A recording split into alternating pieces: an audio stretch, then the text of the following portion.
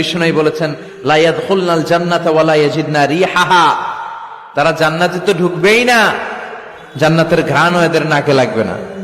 বিশ্বনবী নারীদেরকে অনেক বিষয়ে সতর্ক করেছেন যে খবরদার এগুলো করো না। নারীদেরকে টাইট ফিটিং জামা পরতে নিষেধ করেছেন। আল কাসিয়াত আল আরিয়াত আল মাইলাত আল মুমিলাত। কিছু কিছু বোনেরা এমন টাইট বোরকা পরে তার দেহের সব উঁচু নিচু ভাঁজ টের পাওয়া যায়, পুরুষরা আরো বেশি আকৃষ্ট হয়। এই বোনদের ব্যাপারে আমি বলি, বিষ্ণু বলেছেন লা ইয়াদখুলনাল জান্নাতা ওয়া লা ইয়াজিদনা রিহাহা, তারা জান্নাতে তো ঢুকবেই না, জান্নাতের ঘ্রাণও এদের নাকে লাগবে না।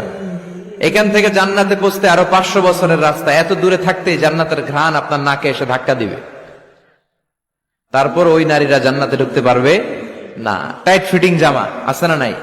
এখন বোরকার মধ্যে অনেক ডিজাইন, ইদানিং এদিকে কিছু ডিজাইন করে পরে, এদিকে করো না, এদিকে করো না, এদিকে করো না, 4টা গম্বুজ বানায় এই জায়গায়, আছে না নাই? এগুলো করে, তো এগুলো করলে তার পর্দার চেয়ে তার সৌন্দর্যের প্রকাশ আরো বেশি হয়ে যায়। এরপরে বিশ্বনবী নিষেধ করেছেন ঝাঁঝালো পারফিউম দিয়ে বেরোতে নিষেধ করেছেন। আমার বোনেরা, নিজেদেরকে ক্লিন রাখবেন, পরিচ্ছন্ন রাখবেন অলওয়েজ। আপনি গায়ে ডিওডোরেন্ট, দুর্গন্ধনাশক পারফিউম দিতে পারেন, তবে সেটা জামার ভেতরে, বাইরে যেন প্রকাশ না পায়। অনেক মহিলা সেজে গুজে বোরকাটা পরে বোরকার উপরে মারে 2টা, আছে না নাই? এই ঝাঁঝালো গন্ধ আশেপাশের যতগুলো পুরুষের নাকে যাবে আপনার প্রতি আকৃষ্ট হবে। বিশ্বনবী নারীদেরকে জানিয়াদের সাথে তুলনা করেছেন, বলেছেন এরা জিনাকারী, এরা পর্দাওয়ালী নয়, এরা বোরকা পরে বেরোলেও লাভ হবে না, এরা জিনাকারিনী। কারণ এরা এদের গায়ের ঝাঁঝালো পারফিউম সুগন্ধ দিয়ে পরপুরুষকে আকৃষ্ট করার চেষ্টা করেছে। এটা একেবারে নিষেধ, এটা করবেন না। তাহলে টাইট ফিটিং বোরকা পরবেন না, ঢিলে ঢালা পরবেন, পাতলা জামা পরবেন না যে জামা দিয়ে আপনার শরীর দেখা যায়। নাম্বার 3, ঝাঁঝালো কোনো পারফিউম গায়ের মধ্যে মাখবেন না। নাম্বার 4, বিষ্ণু বলেছেন খবরদার আলগা চুল লাগাবে না কোনো নারীরা। লাগায় অনেকে, জুরিতে এগুলা নাই। অনেক নারীর চুল হয়তো ছোট, সে আলগা চুল লাগায়া সুন্দরী সাজে, বিশ্ব সুন্দরী ঐশ্বরিয়া রায় হইতে চায়, আছে না নাই?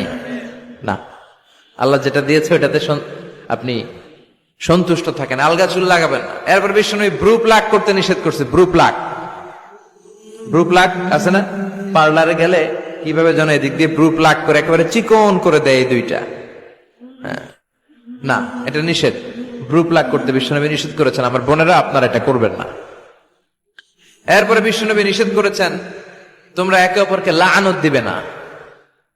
2 কারণে নারীরা জাহান্নামে যাবে বেশি। বিশ্বনবী মেরাজ থেকে এসে বললেন ইয়া মা'আশারান নিসা, ও নারীরা তাসাদ্দাকনা, তোমরা বেশি বেশি সদকা করো, দান খয়রাত করো। নারীরা বললেন কেন? আমাদের বললেন কেন? বিশ্বনবী বললেন উরিতু কুন্না আকসারা আহলিন নার, আমি জাহান্নামে দেখেছি পুরুষের চেয়ে নারীরাই বেশি জাহান্নামী হবে। কি কারণে? 2টা কারণ। তাকফুরনাল আশিরা, সবাই না, অধিকাংশ নারীরাই স্বামীর অস্বীকৃতি করে। স্বামী যা দেয় এতে সন্তুষ্ট থাকতে চায় না, আছে না নাই? স্বামীর কি চাকরি, কি ব্যবসা, তার উপার্জন কতটুকু, এটাও আপনার দেখার দরকার, আছে না নাই? এখানেই তো আপনার সবরের বিষয়। জান্নাত তেমনি এমনি আসবে না বোন, আপনাকে সবর করতে হবে। স্বামীর নাশুকরি করবেন না। পাশের বাড়ির ভাবিরা তো এত মোটা নেকলেস কিনা দিছে, তুমি দাও না কেন? এদের ঘরে তো দামি সোফা সেট, আমার ঘরে নাই কেন? এদের তো এইটা করে, এদের তো এইটা দিছে হাজবেন্ড, আমারে দাও না কেন? এই যে নাশুকরি, এটা তাকে জাহান্নামী বানাবে। 2 নাম্বার, তুকফিরনাল লা'না, তোমরা একে অপরের উপর লানত দাও। নারীরা রেগে গেলেই একজন আরেকজনের লানত দেয়। হেতুর উপরে আল্লাহর খেড়া হইতো, হেতুর উপরে আল্লাহর গজব হইতো, মানে তার উপর আল্লাহর গজব পড়ুক। এভাবে ঝগড়া লাগলে এক মহিলা আরেক মহিলাকে লানত দেয়। জুরির বোনেরা অবশ্য এগুলো দেয়টাই না, মাঝে মাঝে দে। আচ্ছা, তো এগুলো করা যাবে না। স্বামীর নাশুকরি করা যাবে না, এরপর লানত দেয়া যাবে না।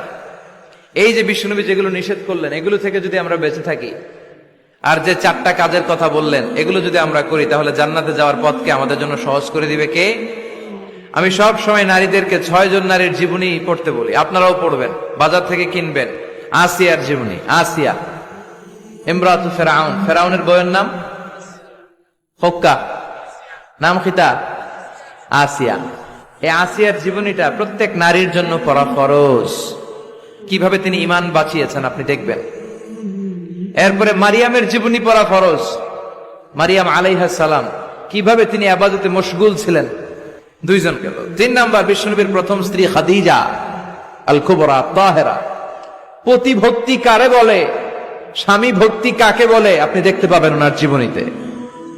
4 নম্বরে বিশ্বনবীর একমাত্র কুমারী স্ত্রী আয়েশা রাদিয়াল্লাহু তাআলা আনহা কিভাবে জ্ঞান অর্জন করতে হয় 2220টা হাদিস তিনি বর্ণনা করেছেন। নারীদের মধ্যে সবচেয়ে বেশি হাদিসের বর্ণনাকারী। ফ্যামিলির হাদিসগুলো বর্ণনার জন্য আল্লাহ তাআলা মা আয়েশাকে বিশ্বনবীর ঘরে ট্যাপ রেকর্ডার হিসেবে পাঠিয়েছিলেন।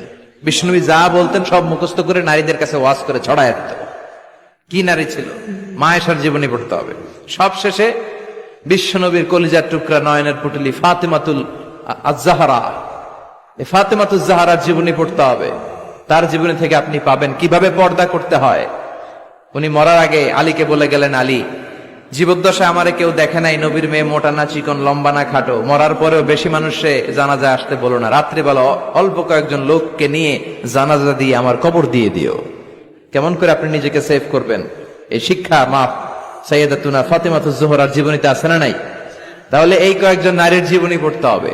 আর যে 4টা কথা বিষ্ণু বলেছেন এগুলোর উপর আমল করতে হবে। তাহলে আমাদের নারীদেরকেও জান্নাতি বানাবে কে? আল্লাহ। তুমি আমাদের মাদেরকে, বোনদেরকে, আমাদের নারীদেরকে তুমি খাদিজাতুল কুবরার মতো কবুল করো, আয়েশা সিদ্দিকার মতো মহিয়সী নারী হিসেবে কবুল করো, ফাতেমাতুজ জাহরার মতো এরকম পর্দানিশীল নারী হিসেবে কবুল করো। আল্লাহ তাআলা আমাদের সবাইকে কথাগুলো বুঝার ও আমল করার তৌফিক দান করুক। আমরা পড়ি আমিন।